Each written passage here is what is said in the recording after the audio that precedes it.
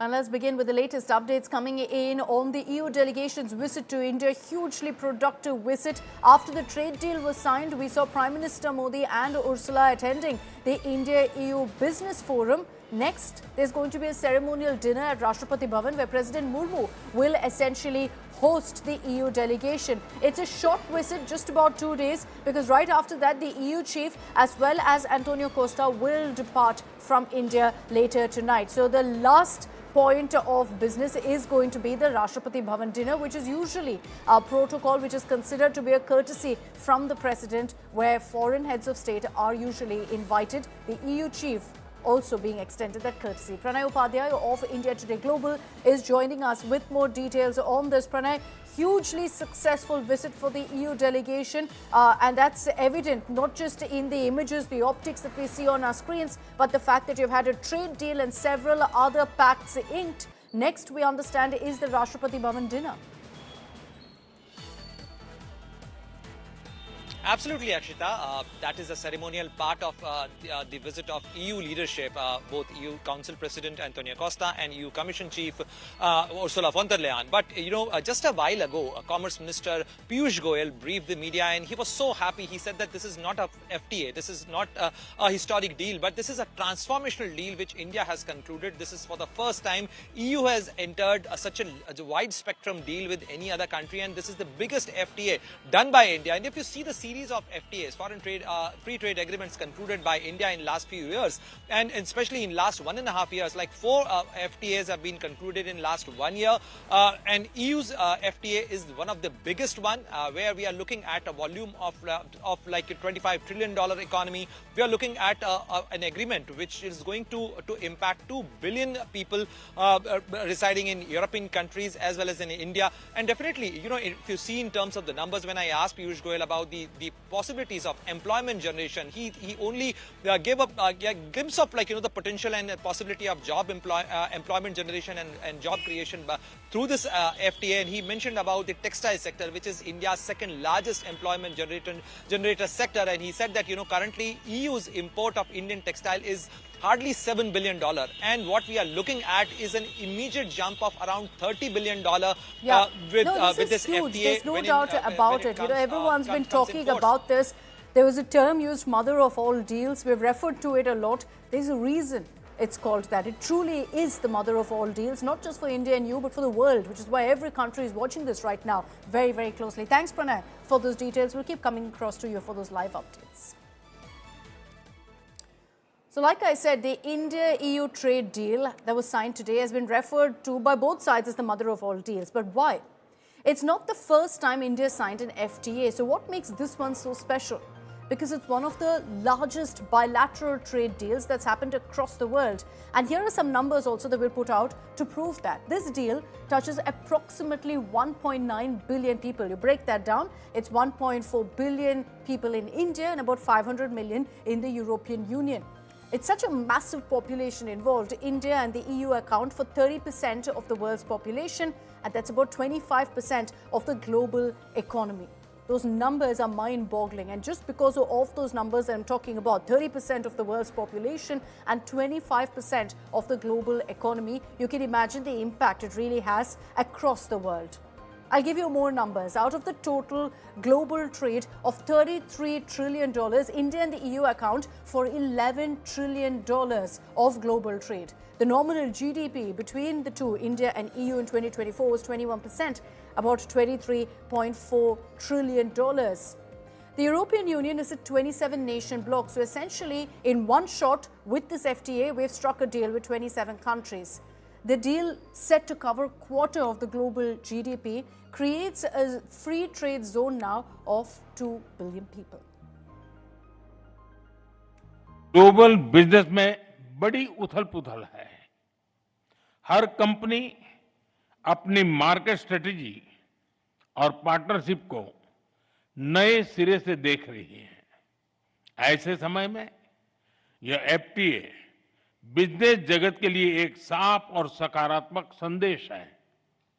ये दोनों पक्षों की बिजनेस कम्युनिटी के लिए सक्षम, भरोसेमंद और फ्यूचर ओरिएंटेड पार्टनरशिप बनाने का स्पष्ट निमंत्रण है। मुझे पूरा विश्वास है कि आप सभी इस एफटीए के अवसरों का पूरा लाभ उठाएंगे। Prime Minister, distinguished friend, we're not only making our economy stronger, we are also delivering security for our people in an increasingly insecure world. And today, the world's two largest economies and democracies launch their first ever security and defense partnership.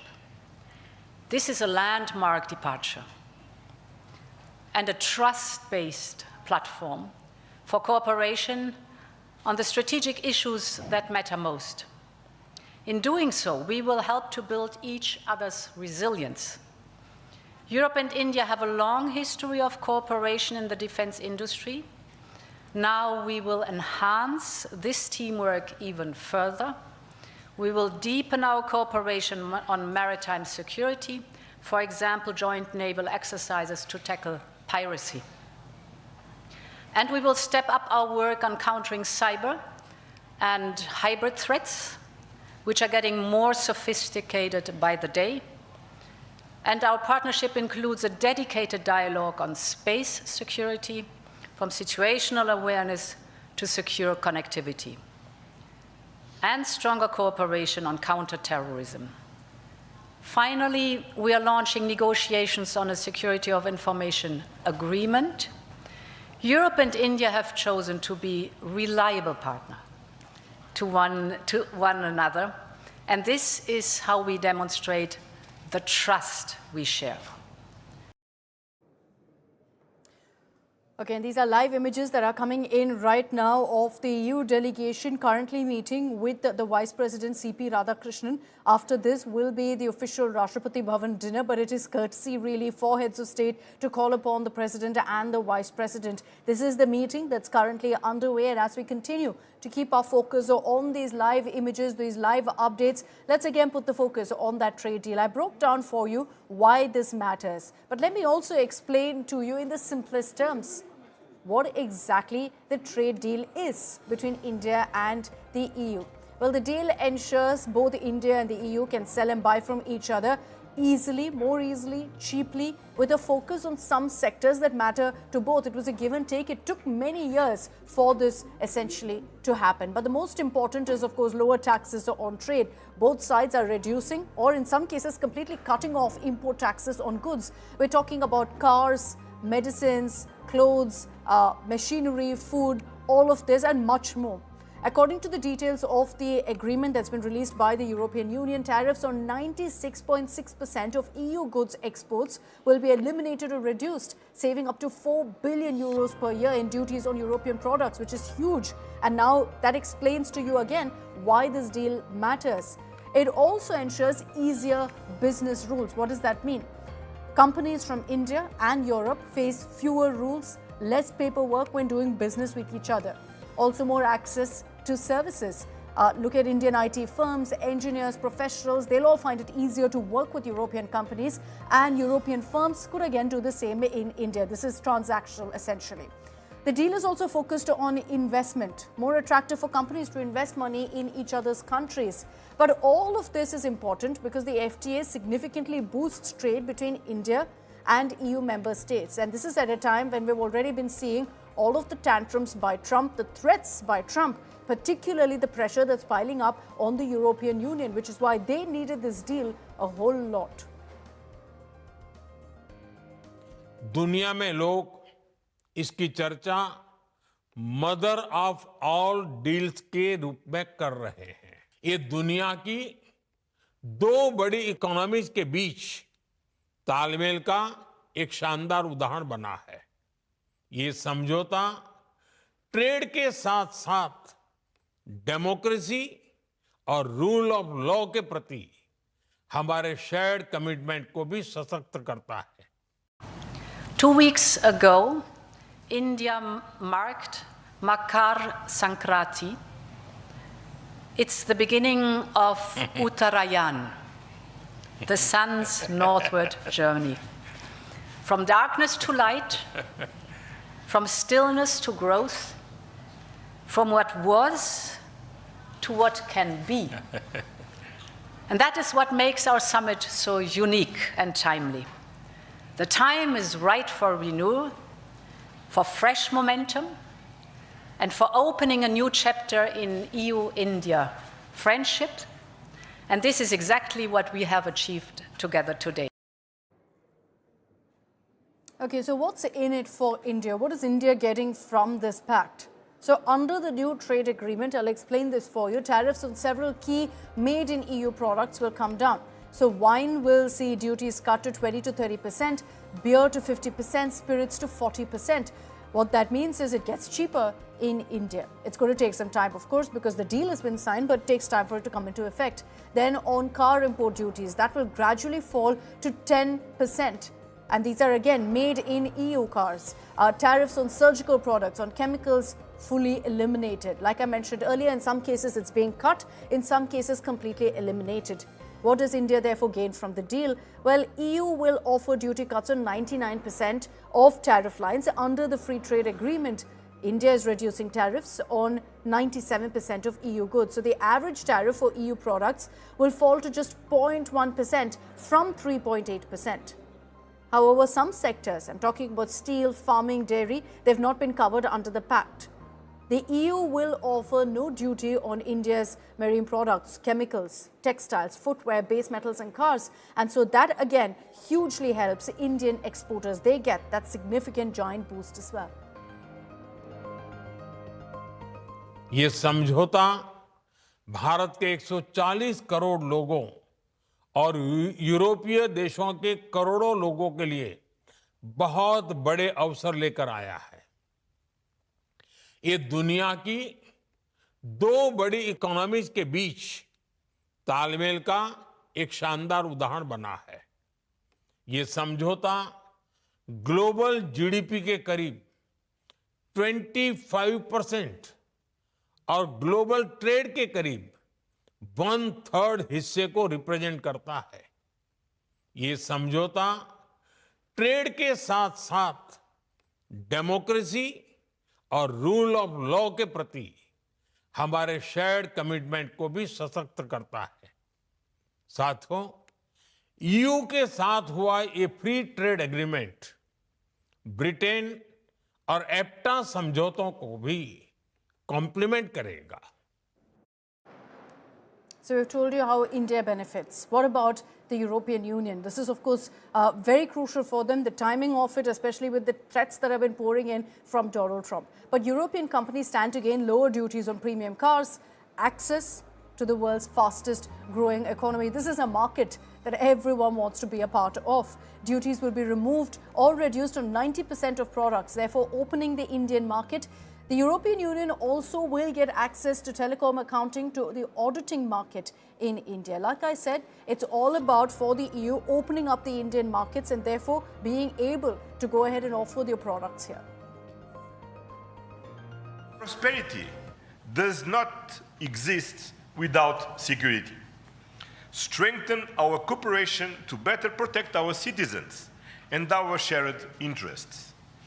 Working together to counter the full range of security threats we face in the Indo-Pacific, in Europe, and around the world, reaching a new level of strategic trust between us.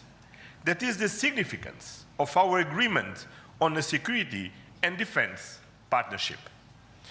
The first such overarching defense and security framework between India and the European Union, and the first step towards even more ambitious cooperation in the future.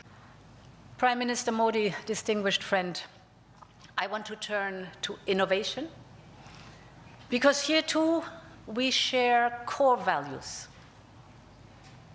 The freedom of research and science is paramount for us. Europe and India will always choose science.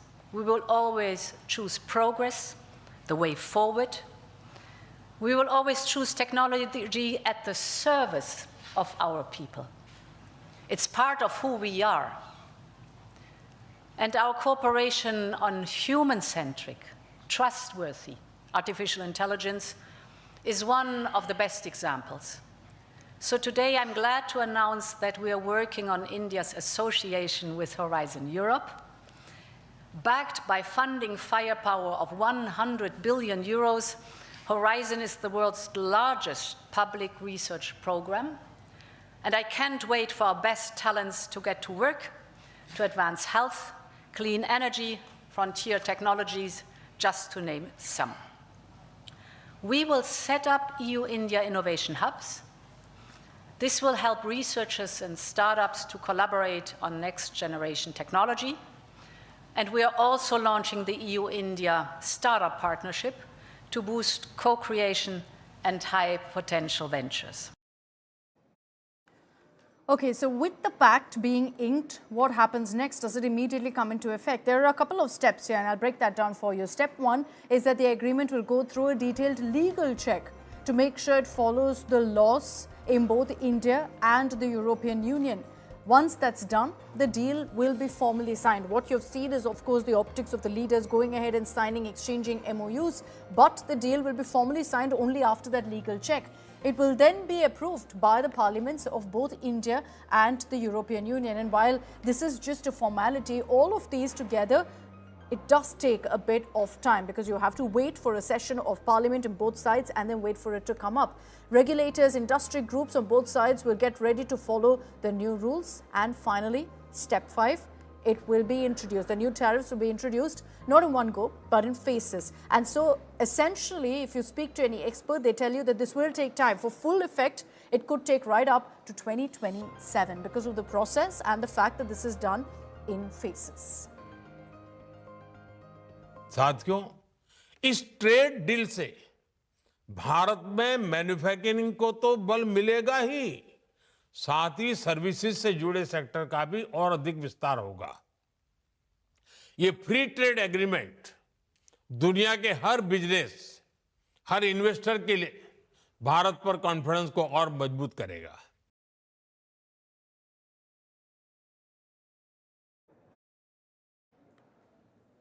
So let's round up for you all the big takeaways right now from the India-EU trade deal. You had a briefing just some time ago by also Union Minister Piyush Goyal on the big takeaways of this trade pact, what it means for India. This is a landmark pact, a landmark deal. Here's how it could impact you.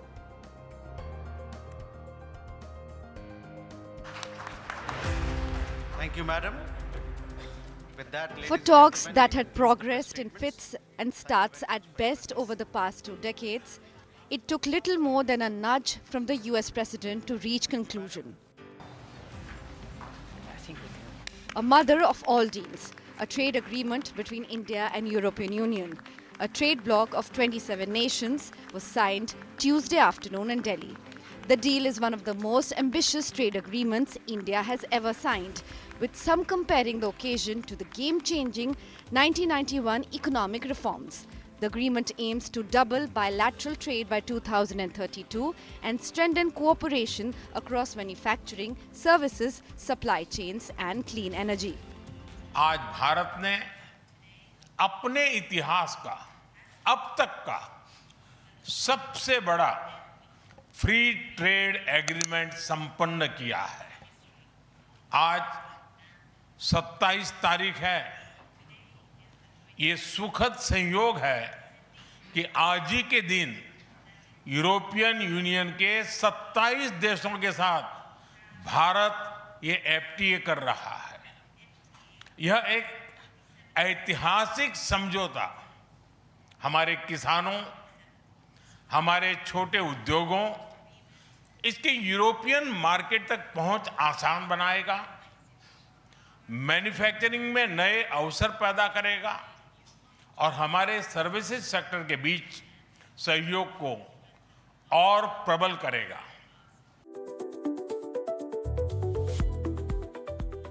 While New Delhi has offered to cut duty on 96.6% of the export value of the EU, the European Union has committed to cut duty on 99% of Indian export value under the trade deal. The deal ensures the doors remain open for Indian exporters hit by US tariffs.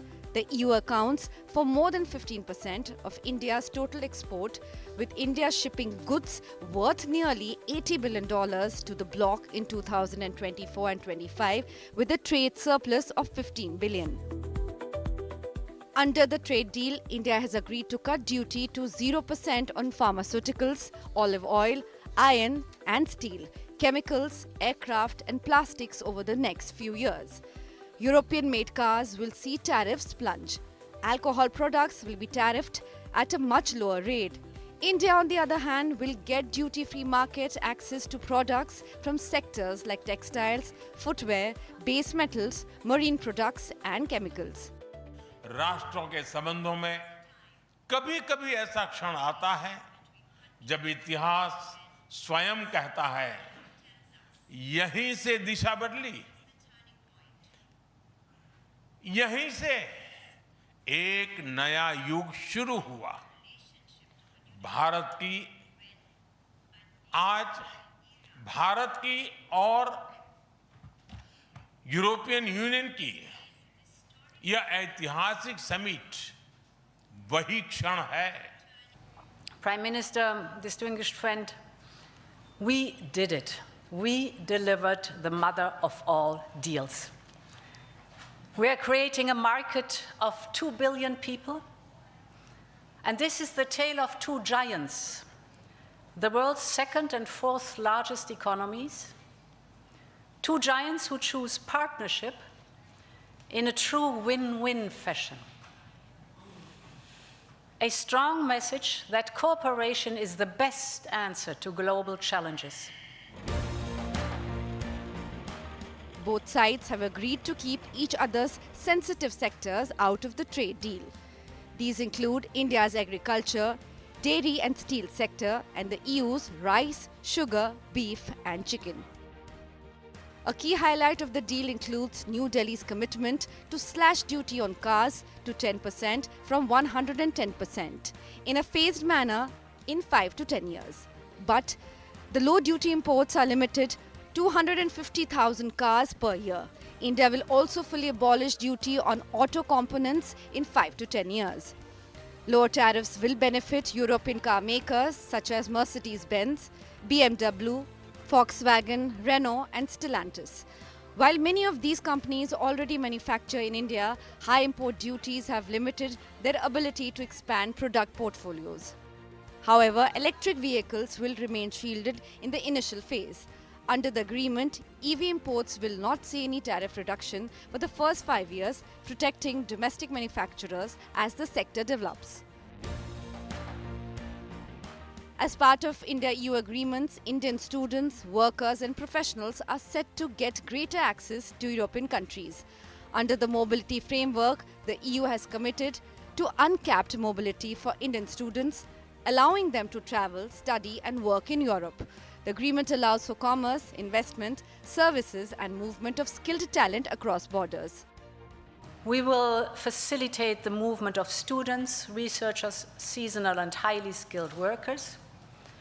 And this is also why we are launching the first EU legal gateway office in India.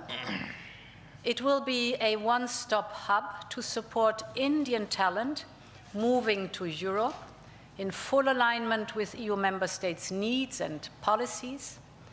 This is good for our economies. This is good for the friendship between our people. And this openness benefits us all. Beyond trade in goods, the agreement opens up India's services sector, including financial services, maritime transport and digital services to European companies. The EU will also support India's climate transition with funding for carbon reduction and deeper cooperation on clean technologies. Defense, maritime security, cyber security and innovation partnerships will further strengthen strategic ties. Bureau Report, Business Today Television. And let's get to an India Today mega exclusive now. India Today's Geeta Mohan spoke to European Commission Vice President Kaja Kallas. Here's that exclusive conversation on the EU trade deal and much more.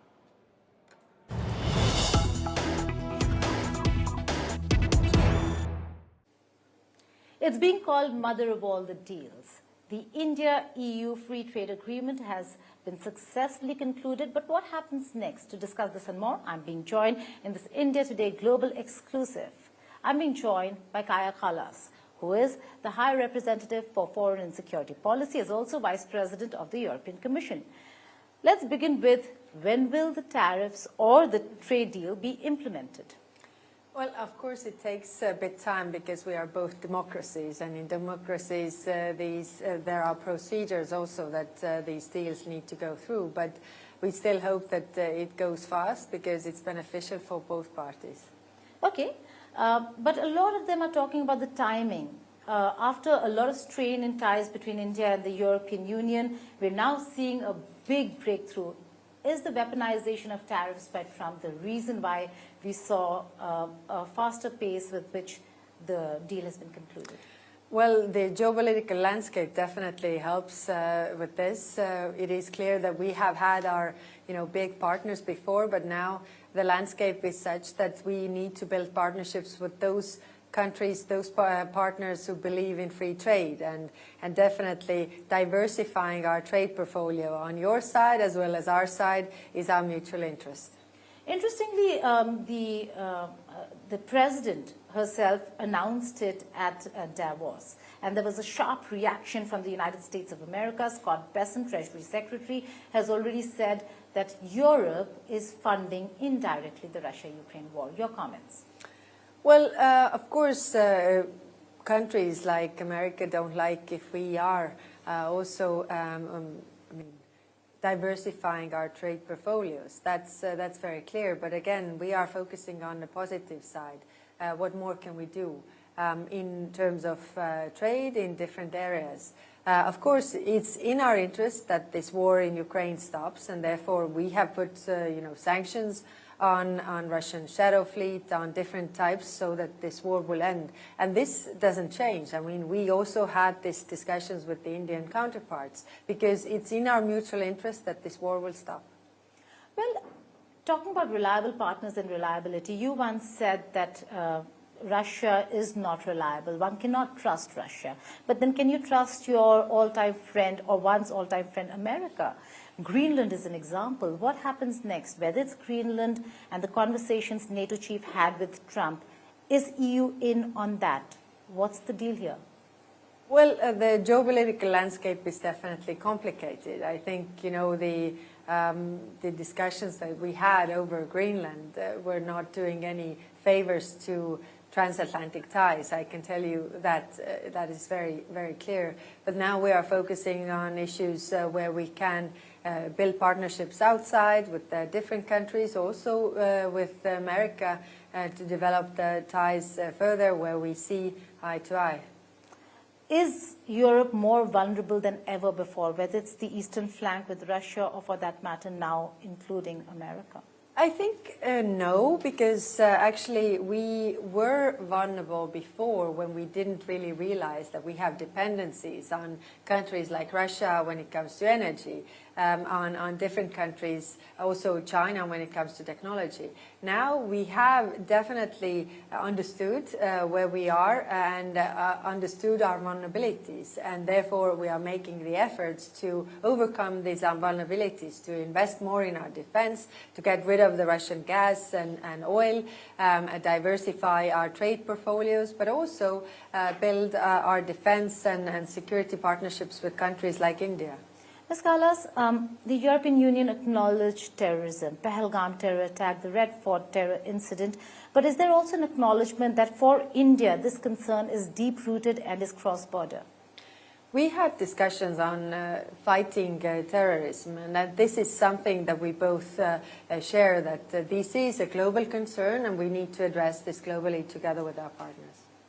And there are many concerns that now are challenging the world, particularly when it comes to conflicts.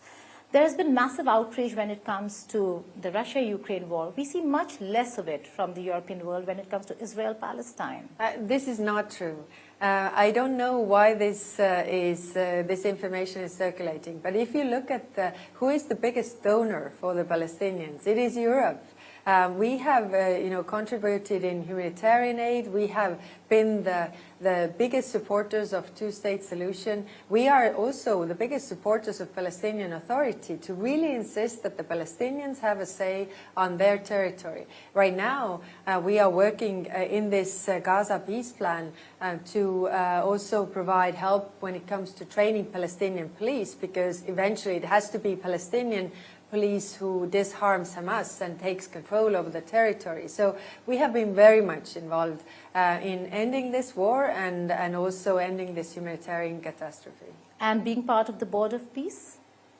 Well, the Board of Peace eventually in the United Nations Security Council resolution was meant to be for Gaza and was meant to be limited in time until 2027.